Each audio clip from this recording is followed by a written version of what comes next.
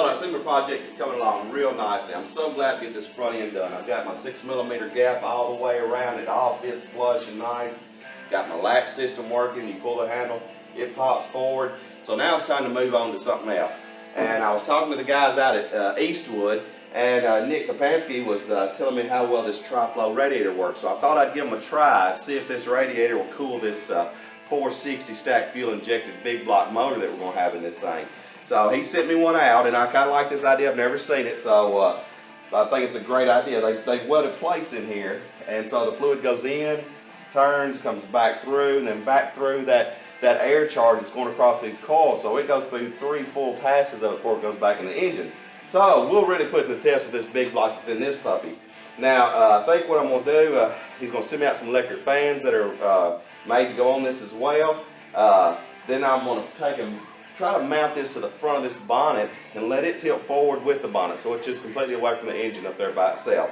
I know the hoses might be a little tricky, but I may relocate them to the side, and then I have the rubber flex lines down here at the bottom, and then my field I'll probably do on the, you can get a thermostat housing that has a field on it, and that's probably what I'll do with my field on that, and my electrical and fans will just be on it, and then when the bonnet goes forward, this will just go forward with it, and then be away from the engine, so the engine's just all, you see all engine. So let's see if we can't make this work. Well, I'm not sure exactly how I'm going to make this work, but we're going to give this an attempt. I got my radiator here. Most of these radiators come with the cardboard on the front and rear, and I suggest go ahead and tape that right to it right off the bat, because it's going to get touched. Here, let's flip that around. And then every time you touch those fins, it's just going to be more and more of them messed up, and that tape will hold it. So I'm going to try to get this mounted in here, knowing that my radiator hose is going to be my hardest part.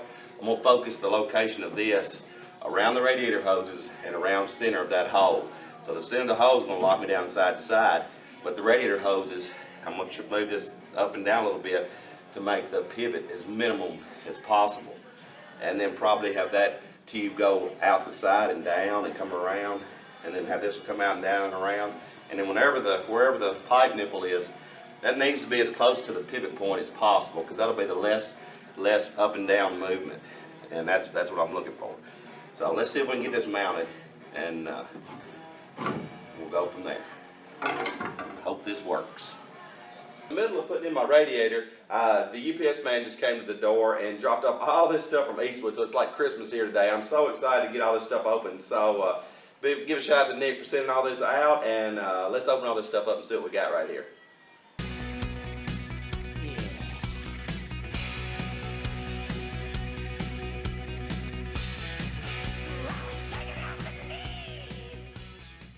Boy, look what a bunch of goodies we got to play with now. So I'm going to get all this inventory to get put back, and we're starting to get all this stuff put on this truck. I'm about down to getting it sanded and getting it ready for the epoxy, and I got my epoxy here, my polyfill I'll put on top of that, my lightweight filler. I got some short strand glass right here that I'll use for different spots on the front and the fenders. Some more primer surfacers, some chassis black, a Durali fan for that awesome radiator I'm putting in, and fan shroud that I'm fixing to put on. So I'm going to get all this stuff inventoried, and I'm going to get back in here and put on this radiator.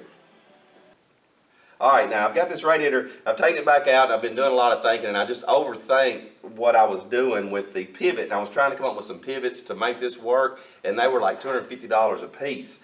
And then I was looking for hose after hose after hose, and then all of a sudden it just became real simple to me how to make this work. And that is, I'm going to use these flex hoses I can get at O'Reilly's, and I will mount them to the, I'm going to change the ends of my inlets and outlets. I actually end up cutting those off, and I'm going to weld on these with that 90. I got these at Wolf Aircraft, and weld those in that spot. Then I can just mount my hose to the bonnet, and then when the radiator goes forward and up, and then when it goes down, it'll be like that. And I believe that should work. So I'm fixing to yank this back out, and I'm going to take it to my machine shop, and they're going to weld one of these on the top here, and they're going to weld the other one on the bottom. Now the other hose that I cut off, I'm going to just plug weld. I'll make a little plug, and I'll just plug weld the other inlets up. And I decided to turn this around the other way so that my inlet for the bottom is down here. And then we'll see. I think this will work out just nice. My brackets, I went ahead and cut them off the side, and I'm going to go ahead and relocate them while I've got it at the shop and he's doing his welding. I'll just let him go ahead and relocate those. And yeah, it should work out just fine. So let me get this back out. I'm going to run to the machine shop. I'll get these welded on there, and I'll show you how this is working. Just got back from the machine shop with this radiator, and I had Mike Stinson in White House weld these ends on here and did an outstanding job. So now I've got this radiator custom fit to this truck for around $300 counting the radiator minus my labor. So that's not too bad. And then while I had these cut off, I went ahead and cut these off. And I took a piece, I found some angle, 2-inch angle fit really nice. And I set it on my frame and then just adjusted this angle bracket down to it and then marked it, and then he welded it right in place. So now I'll just tack that in place and bolt that right on like that. And then I've got my hoses here. So this hose will be on here, and I'll have straps holding it, and then when the radiator goes up, you know, it'll just flex with it. So I'm gonna get this bolted in, get these hooked up, and then we'll test it and see how it works. Here it is all together, and it's been a long day, but I was able to I actually moved this radiator a little bit more forward, and I'm going to make a little tunnel. I've leaned it back a little bit so I can have a little tunnel where the air will come in the top of the radiator. I've got my hoses in place, and it's looking pretty good, so let's give it a try and see how this works. So when that hood comes down, then back up, that works like a champ.